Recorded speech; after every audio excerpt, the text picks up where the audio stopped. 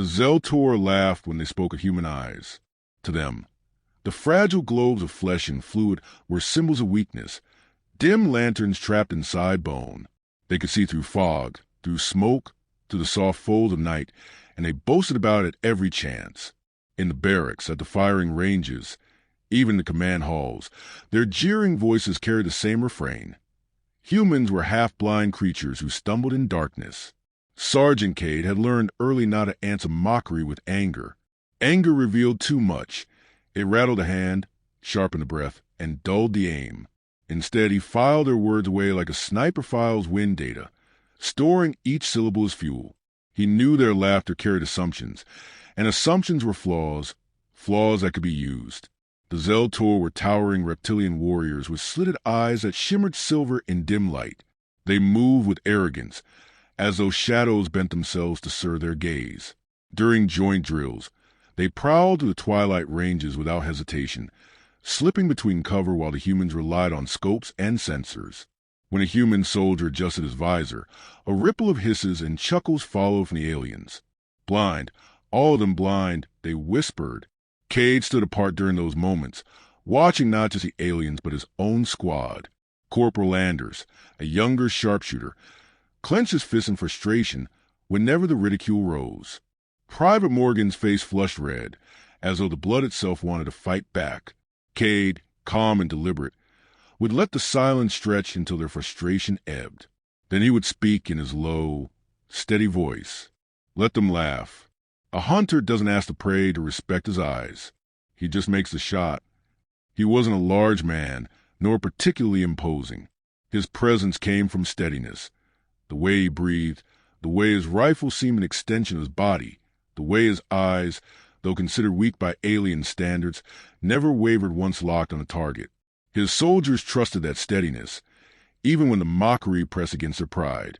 One evening, during a joint tactical exercise, the derision reached a sharper edge. Human and Zeltor recruits were gathered on the observation deck, overlooking a simulated battlefield, a sprawling ruin of steel and stone bathed in the artificial dusk of training lights. A Zeltor officer addressed the assembly, his voice dripping with contempt. You creatures of daylight cannot grasp the hunt at night. Out there, you would be slaughtered before your slow eyes caught the glint of our blades. Laughter followed, thick and harsh. Cade said nothing. He studied the simulated city, noting angles, darkened alleys, the lines of sight that a sniper could command. When the officer dismissed the humans to auxiliary roles, relegating them to perimeter duty, Cade finally allowed himself the smallest smile. Their arrogance was becoming predictable. Predictability, to a sniper, was a gift. That night, in the low-lit barracks, Anders finally snapped. It's humiliating, Sarge. They treat us like children who can't cross the street without holding hands. Cade leaned back on his bunk, hands folded across his chest. Good, he said. Anders blinked. Good. They underestimate us, Cade replied. His voice was calm, but his eyes were alight with a quiet fire. Underestimation is better than fear. It means they'll give us openings. Openings they don't even realize exist. Morgan frowned. But they can see in the dark. We can't. Cade sat up, his tone sharpening like the click of a rifle bolt sliding into place. Eyes are tools, nothing more. You can lose them and still survive. You can be born without them and still learn to hunt. Sight is just one sense among many. What makes us dangerous isn't vision, it's adaptation. We use what's around us. We use patience. And we use their mistakes. The barracks fell silent at his words. The soldiers looked at one another, uneasy but intrigued. Cade leaned forward, voice dropping lower. They think darkness makes them invincible. That's their mistake. They believe the night belongs to them. That's their mistake. And one day, when they're certain we are blind, that's when we'll show them the truth. The seeds were planted in that moment. His squad, though still simmering with frustration, began to see mockery as something more than insult. It was camouflage. While the Zeltor spent their breath deriding human eyes, they revealed their own blindness, to cunning, to ingenuity, to the quiet hunger that drove humans to survive against stronger species across countless centuries. Word of a coming deployment drifted through the ranks within days. Scouts whisper a contested region where the infrastructure was dead and the nights were long, a place where shadows swallowed whole battalions. For the Zeltor, it was a perfect hunting ground. For Cade, it was an invitation. On the eve of departure, he stood alone at the edge of the training grounds, his rifle balanced across his knees. The sky above was starless, blank as unpolished stone. He closed his eyes and listened. Insects hummed. A distant generator coughed. His breath rose and fell in slow rhythm. Sight was unnecessary. Every sound, every vibration was a marker in the map of his awareness. When he opened his eyes again, the darkness no longer felt like a void. It felt like terrain. Behind him, Anders approached quietly. "Sarge, what if they're right? What if we can't keep up out there?" Cade didn't turn. His gaze stayed fixed on the horizonless dark. "Then we adapt faster than they expect. And we remind them that a sniper doesn't need light. He only needs a moment." The younger soldier swallowed and nodded, tension easing from his shoulders. Cade finally allowed himself a small chuckle. "Besides, Anders, let them keep calling our eyes weak. When the night comes, we'll be the ones watching them." The laughter of the Zeltor still echoed in memory, but now it carried a different weight. It was no longer just insult, it was foreshadowing. They had written the first lines of their own undoing, and Cade was content to let them finish the script. All he needed was the right battlefield, the right shadows, and the patience to wait for the night. When orders arrived confirming deployment to the ruined city, where no power flickered and no stars shone, Cade's squad exchanged glances heavy with anticipation. The aliens smirked, confident in their advantage. But among the humans, silence stretched into something sharper than pride, something closer to hunger.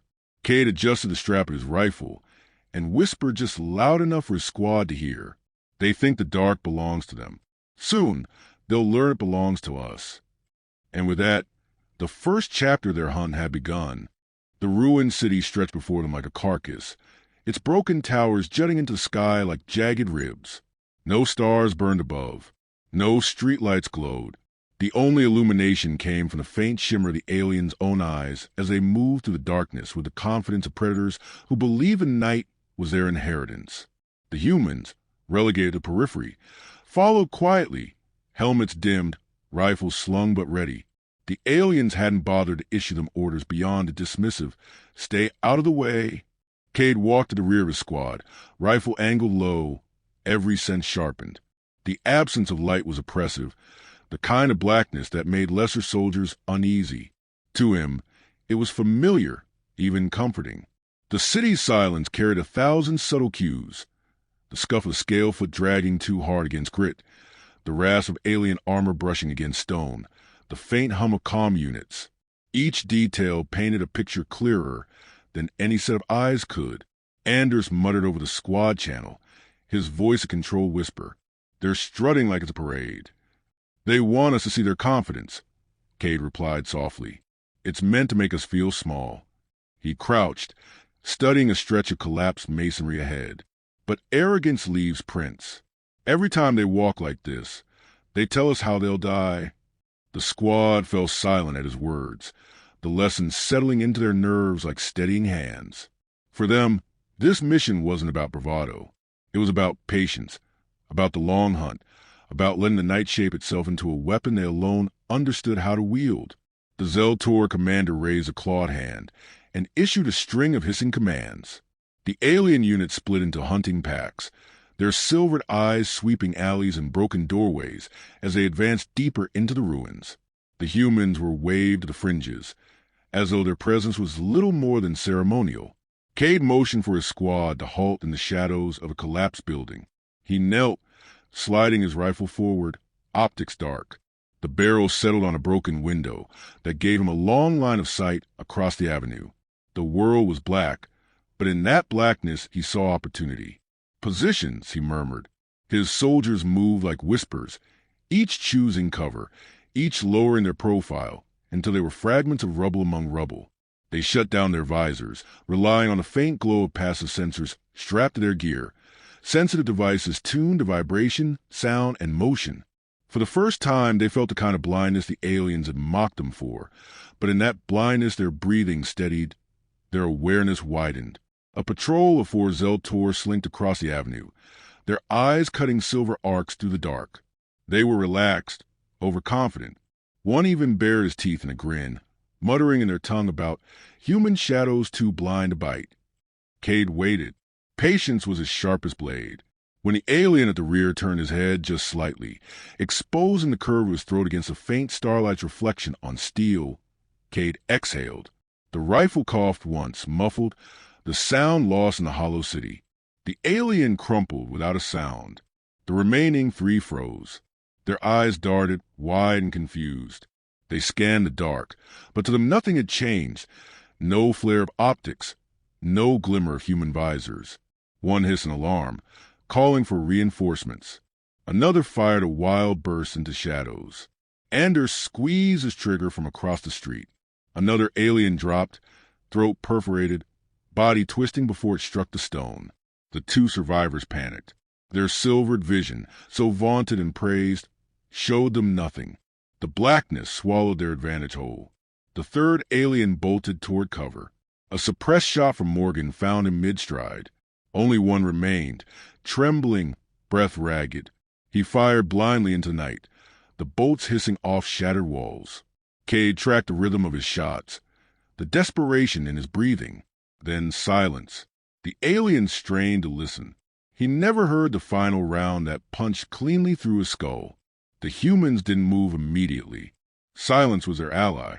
They waited for the echoes to fade, for the settling dust to hush. Then Cade gave a single hand signal, reposition. His soldiers shifted to new nests, their movements hidden by the chaos they'd sown. Over comms, alien voices hissed with confusion. The commander demanded answers, demanded reports from the missing patrol. None came. The silence grew heavier, sharper, pricking at alien nerves. "They'll come looking," Anders whispered. "That's the point," Cade answered. His eyes were fixed on the avenue, his tone steady. Fear drags him faster than orders. Minutes later, another pack of aliens emerged, scanning furiously, eyes glowing like torches in the black. Their weapons swung wide, their formation tighter. They moved quickly, too quickly, nerves pushing them into mistakes. The humans didn't fire right away. They watched. They learned.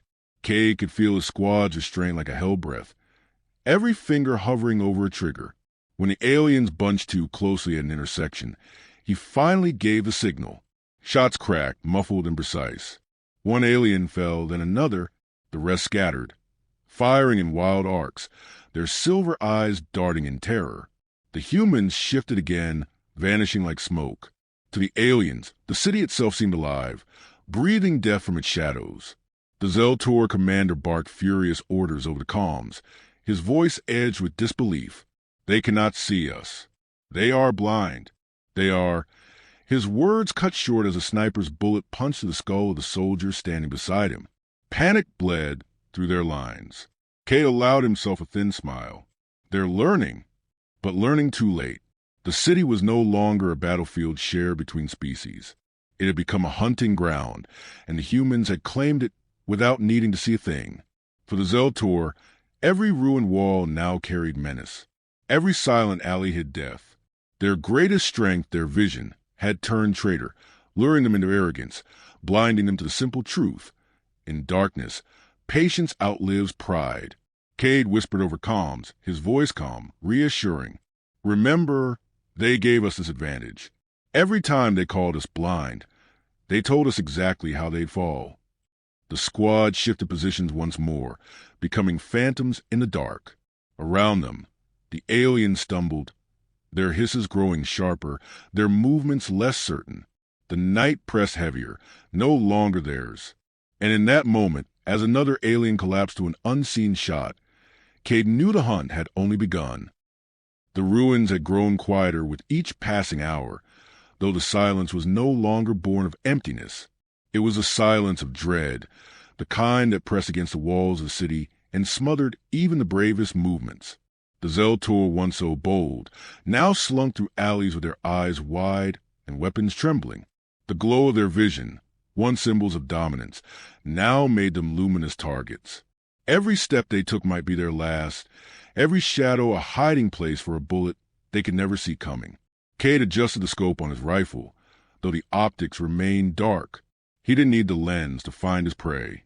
He had learned to measure them by rhythm, by the heavy scrape of clawed feet, by the uneasy breath fogging the air in short, nervous bursts. He inhaled slowly, exhaled softer still, and another alien soldier fell to the ground without a sound. Panic rippled outward, louder than the shot itself. Anders, crouched behind a collapsed archway, muttered over comms, "They're unraveling, Sarge. Half of them are firing at ghosts."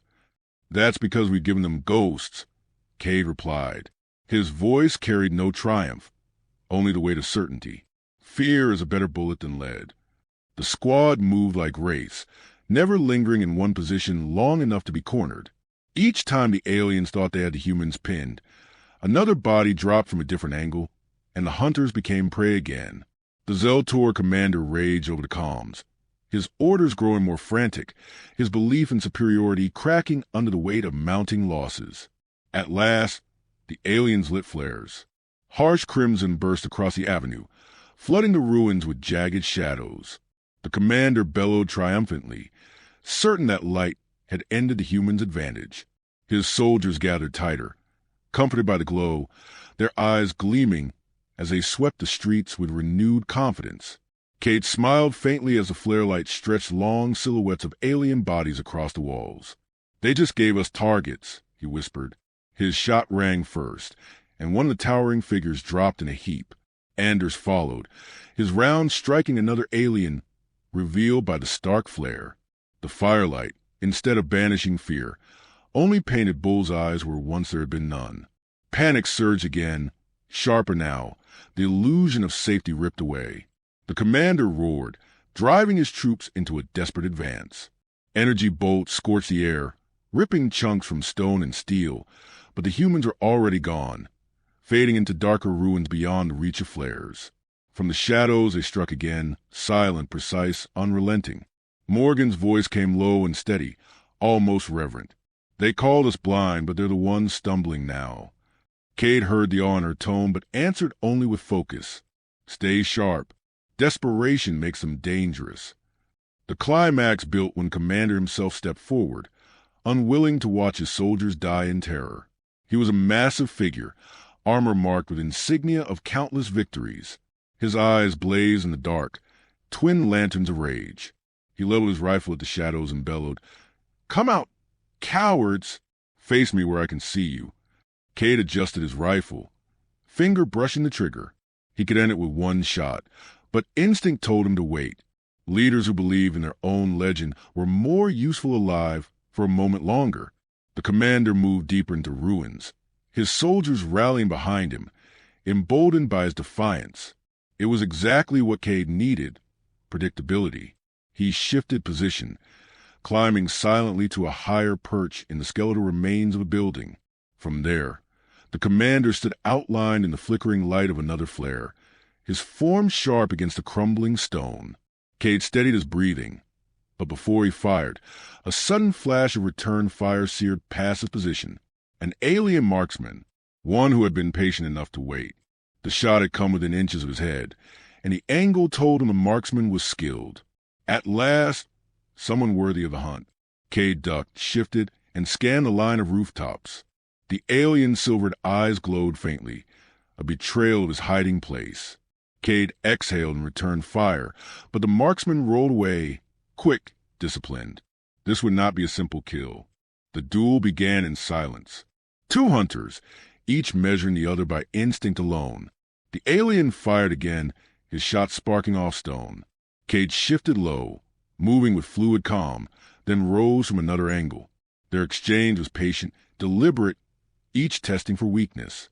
The commander below continued barking orders, oblivious that his fate was being decided in the quiet clash above. Finally, the alien marksman lingered a fraction too long in his aim, silver eyes exposed. Cade centered his crosshairs, whispered under his breath, "Eyes are weak," and squeezed the trigger.